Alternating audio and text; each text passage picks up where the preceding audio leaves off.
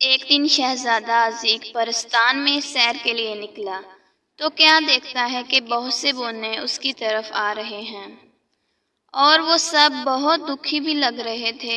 کسی کے سر پر بونوں کی مخصوص لمبی اور ٹیڑھی ٹوپی نہیں تھی اور سب کے سر مکمل گنجے تھے۔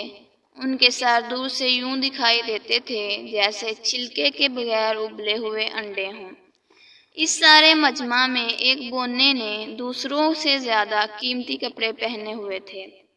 اس سے شہزادے نے کہا، تم کون ہو اور تمہیں کیا مسئلہ ہے؟ شہزادے کے ہمدردی بھرے بول سن کر بونے کی آنکھوں سے آنسو نکل پڑے اور وہ کہنے لگا، ہم شمال میں رہنے والے بونے ہیں، میں ان کا بادشاہ ہوں۔ ہم آج کل ایک بڑی مشکل سے گزر رہے ہیں، جیسا کہ آپ ہماری حالت دیکھ رہے ہیں۔ شہزادے نے پوچھا، مجھے بتاؤ تمہیں کیا پریشانی ہے؟ بونوں کا بادشاہ شہزادے کو بتانے لگا، آج ہم سب صبح کی سیر کے لیے جنگل میں نکلے تھے۔ ہمیں راستے میں ایک جادوگر ملا جو شکل سے بہت نیک اور مہربان لگتا تھا۔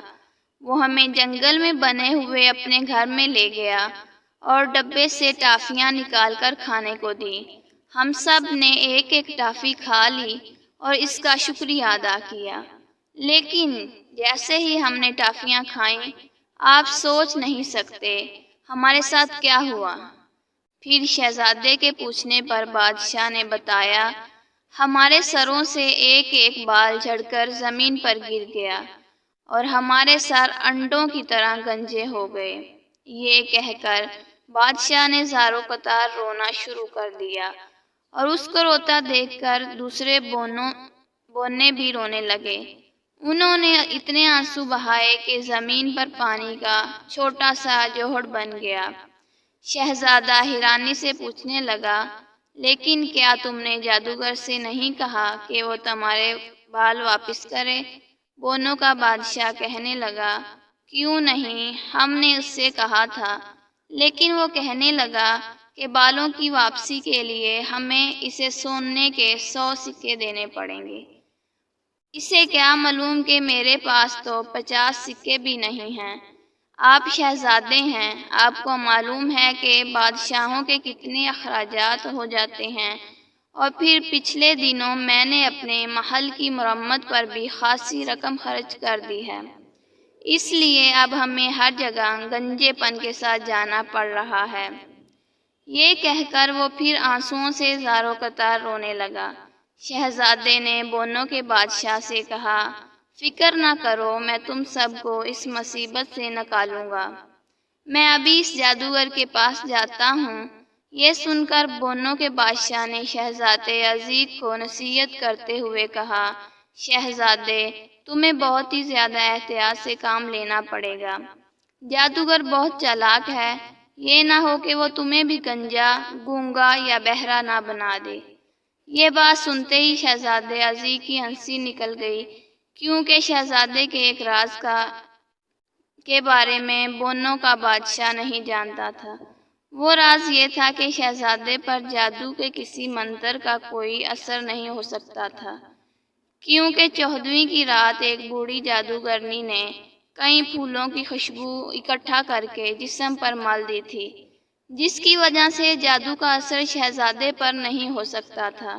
بونوں نے جادوگر کی رہائش کا جو پتہ شہزادے کو بتایا تھا۔ شہزادہ وہاں پہنچ گیا اور اب وہ جادوگر کے گھر کے دروازے کے سامنے کھڑا تھا۔ جادوگر نے شہزادے کو دیکھا تو بڑی چالاکی سے مسکرا کر کہنے لگا، خوش آمدید، خوش آمدید۔ شہزادے نے بھی خوش دلی سے جواب دیا اور کہنے لگا، جناب، آپ کا گھر تو بہت خوبصورت ہے، آپ بڑے خوش قسمت ہیں جو جنگل کی کھلی اور صاف ہوا میں رہتے ہیں۔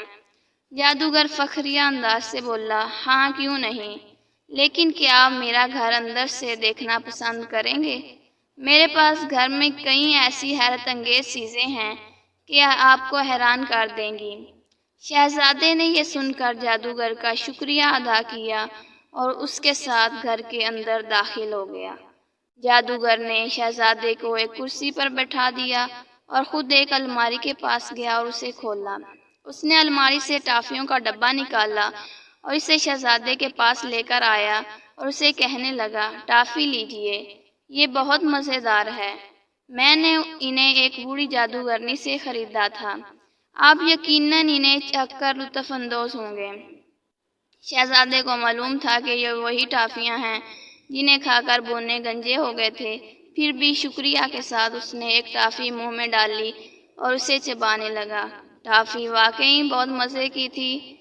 جادوگر اسے ٹافی کھاتے ہوئے بڑے غور سے دیکھ رہا تھا، لیکن جب اس نے دیکھا کہ شہزادے کے بال جھڑنے شروع نہیں ہوئے تو وہ بہت حیران ہوا۔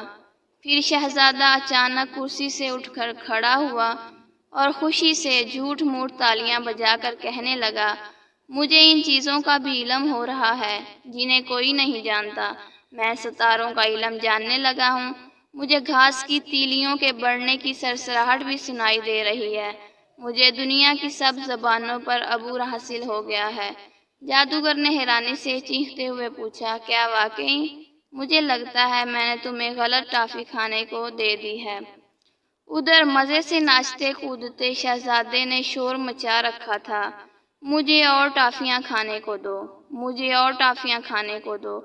پھر اس نے ڈبے سے 4-5 اور ٹافیاں نکالیں اور منہ میں ڈال کر مزے سے انہیں چبانے لگا، اور پھر کمرے میں ادھر ادھر مزے سے اچھلنے کودنے لگا۔